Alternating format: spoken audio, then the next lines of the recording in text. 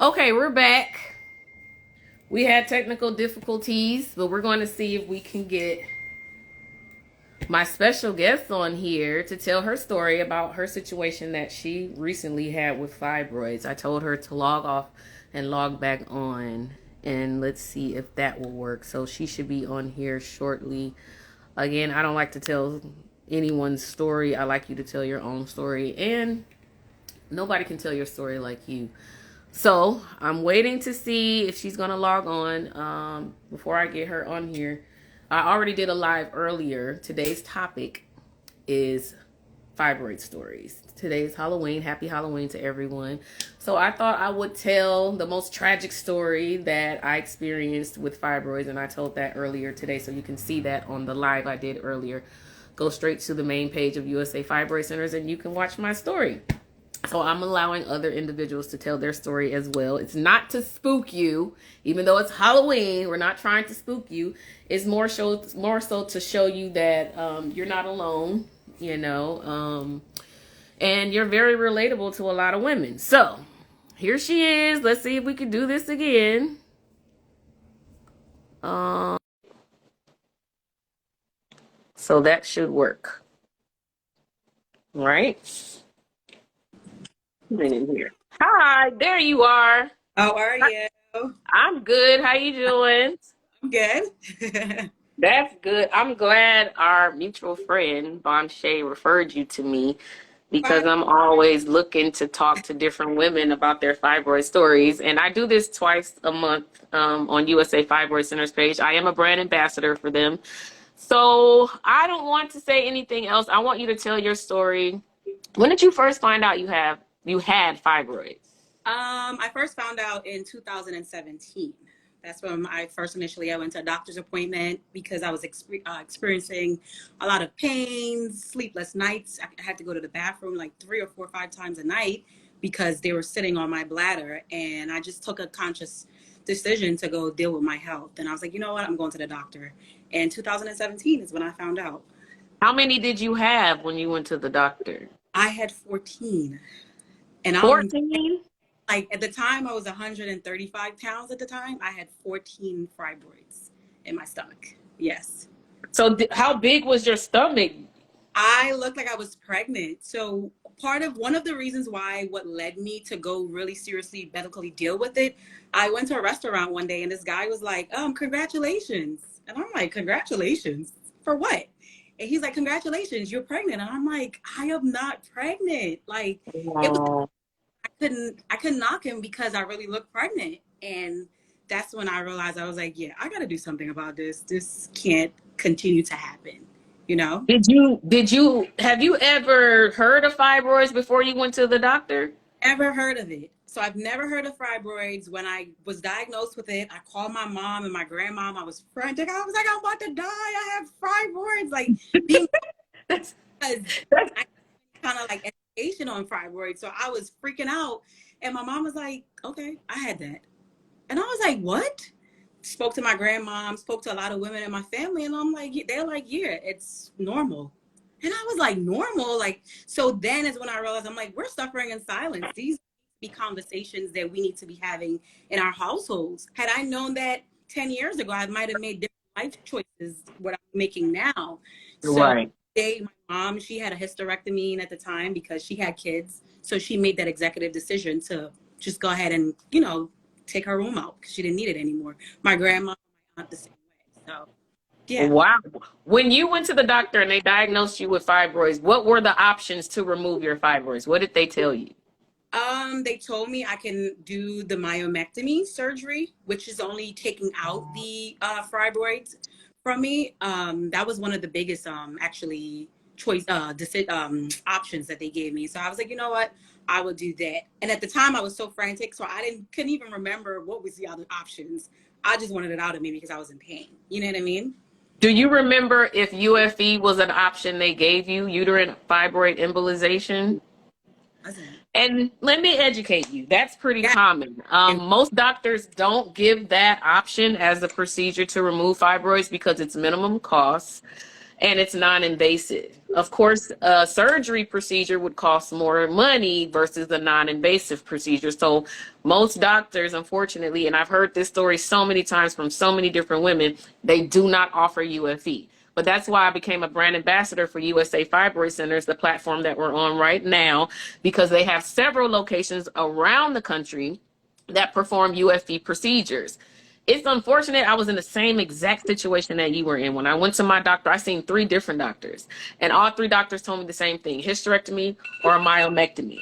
And I'm like, at the time, I have a daughter now, thank God, but at the time, I hadn't had any kids. I felt like, I'm too young. Why are you offering a hysterectomy to me? I just didn't understand. But because I was unaware of my options and I never heard of UFE, which I could have performed that procedure, I went with a myomectomy like you did. I was scared. I tried to hurry up and get them out. I was constantly in the restroom just like you. And it's just unfortunate that most women are unaware of fibroids. Just like you, several Yeah. individuals in my family have fibroids, several friends have fibroids, and we've never, not one time, talked about it. Yeah. Yeah. For sure. So That's it's, a discussion in the household, which needs to be done. Because like I said, I would have made a different life choices what I've done 10 years ago to now. It would have been totally different. And tell me this, what was the most uncomfortable moment? Because it's Halloween, so I'm trying to get everyone to tell their weirdest, craziest stories that they had with fibroids. So what was your craziest stories you experienced? Just one story you experienced with fibroids when you had them. I like to tell this story because it gets a lot of people's ear, but sexually, it hurts. Yeah. I was like, oh, I'm done. Like, and it spooked out for me in my relationship because I felt less of a woman, not able to please my boyfriend at the time. Sorry, I couldn't do the positions and all that exciting stuff that he wanted to do because it Yeah. hurts. Even after that, I was in pain for like 2 days after, and I'm like, don't touch me. Like, I don't care. It really put a Yeah. strain on time. So I was like, yeah, this can't happen. I need to Did go figure. you did you open up to your partner about it, or were you embarrassed? He was and on a lot of my doctor's appointment because Well, in that's good. having fibroids, that was causing infertility for me as well. So he Um, was figuring out, he was like, it ain't me. What's going on? So I always present in my, doctor's appointment to kind of figure out what was going on. And I mean, some days were better than some because he was sometimes inconsiderate. He's like, dang, I just want this. Like, you can't give me that. But my body was unable to give you that because of the pain that I was in sometimes.